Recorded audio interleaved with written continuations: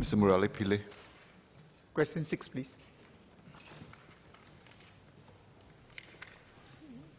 Mr. Speaker, void deck spaces in HDB housing estates are not declared as public paths under the Active Mobility Act.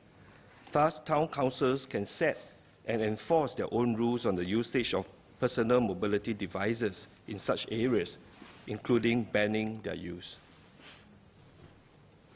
Mr. Pillay. Mr. Speaker, sir, I thank the Senior Minister of State for his answer. I have a few supplementary questions. First is, would you not accept that the Town Councils Act and the regulations thereunder may not be fit for purpose in relation to deterring PMD users from plying through void deck space near lift lobbies and letterbox areas? And if you agree with that view, then perhaps the Ministry of Transport can take the lead to work with the town councils and then prescribe these areas as pedestrian-only areas. I say this because there's a real-life example in Bukit Batok where an elderly lady, after taking out letters from a letterbox, collided with a PMD user and she had to be warded. And I think there are similar circumstances in other places as well. So this is an area of need. I'd like to thank Mr. Murali for that clarification. In deciding if a public path or public area be considered as public paths, either shared or pedestrian only paths, or for exemption under the Active Mobility Act, we do consider three key principles.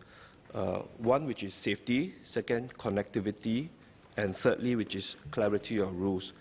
So in the area of safety, as long as all surface paths by default that are accessible to public, they will be allowed for cycling and PMD use unless there are safety concerns that cannot be effectively mitigated. And the second consideration of connectivity, which is whether the path is critical for connectivity. For example, if the path links a large cycling path network or connecting to key transport nodes and public amenities, and if there are, and whether there are alternative paths available to be considered. And thirdly, in implementing these rules, we want to make sure that these areas can be clearly demarcated so that it can be exempted without causing any public confusion. So bearing in mind these three key considerations, void decks are exempted from the Active Mobility Act because they have, first of all, multiple blind spots due to the presence of pillars, and they are not critical for connectivity, and because of that, cyclists can actually, or even PMD users can actually dismount and push for the last leg of their journey at void decks. And void decks are also easily demarcated to avoid any confusion. And as such, this provides TC with the flexibility to set and enforce their own rules on the usage of active mobility devices according to your own needs. So if the town council feels that void decks are areas where potential accidents can happen, then town council can actually ban the use of PMD in the void decks. Mr. Pillay. Mr. Speaker, I thank the Senior Minister of State for his clarification.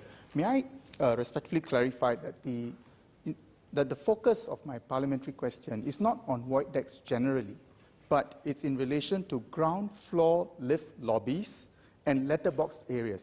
The point is, people in these areas would not be exercising the same caution as crossing roads. So in those circumstances, would the ministry consider imposing regulations? Because I think the interest for residents in this area would be paramount, and also there would be no real difference in opinions of all the town councils. They all want the ground floor lift lobbies and the letterbox areas be safe for residents. Yes, I agree with Mr. Pillay that we do take safety as the top priority.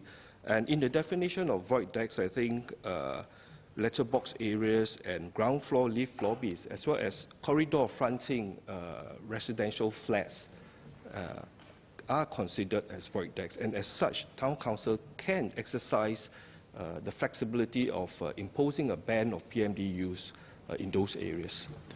Engineer Dr. Lee Biwa. Thank you, sir. I would like to ask SMS, will MOT consider letting Town Council to take action at the town center that is very crowded? This I have brought up many times, because before the act come in place, Town Council and police have been taking enforcement action. But since the Active Mobility Act came into place, we couldn't take action, and then residents have been complaining about near-miss accidents, and I hope that I don't want to see anyone injured at my town, Khatib Center. Thank you. I'd like to thank Engineer Dr. Lee Biwa for the supplementary question. Just 2 points of clarification. If the void deck is considered, or if the Town Council were to decide the void deck to be banned from PMD use, then the Town Council can exercise the enforcement action on PMD users. But in areas outside the void deck, which is exempted from Active Mobility Act, yes, Engineer Dr. Lee Biwa is correct to say that LTA has the responsibility to exercise the enforcement. And in fact, the current EMA actually does not allow TC employers to be appointed as public path wardens for enforcement of the EMA in the area that Dr. Lee Biwa has mentioned. And we have taken that into consideration, and we are currently discussing with LTA and AGC to see if the law can be amended to allow for that provision. Mr. Pritam Singh. Thank you, Mr. Speaker. Just to the SMS, following up on the question by Mr. Pillay, wouldn't it be more compelling for the Active Mobility Act to actually cover non-use of PMDs at void decks rather than each individual town council having to implement rules for that purpose? Because the force of law then is understood by Singaporeans across the country. And to that extent, it is clear that PMDs can be dangerous at void decks when they come out of lift lobbies. We have an elderly population. It's going to grow in the next 10 years. And I believe that if the ministry takes the lead, then you will have a lesser chance of untoward incidents happening. I'd like to thank the member for the clarification. Like I've mentioned before, I think the configuration of void decks differ from one place to another. And depending on the needs of the town council, I think we allow the town council to exercise their flexibility to whether to ban or not to ban. But I think at the end of the day, we are cognizant of the fact that safety is paramount, and if the town council feels that the banning of PMD use at void deck is necessary, then it can be done under the town council bylaws.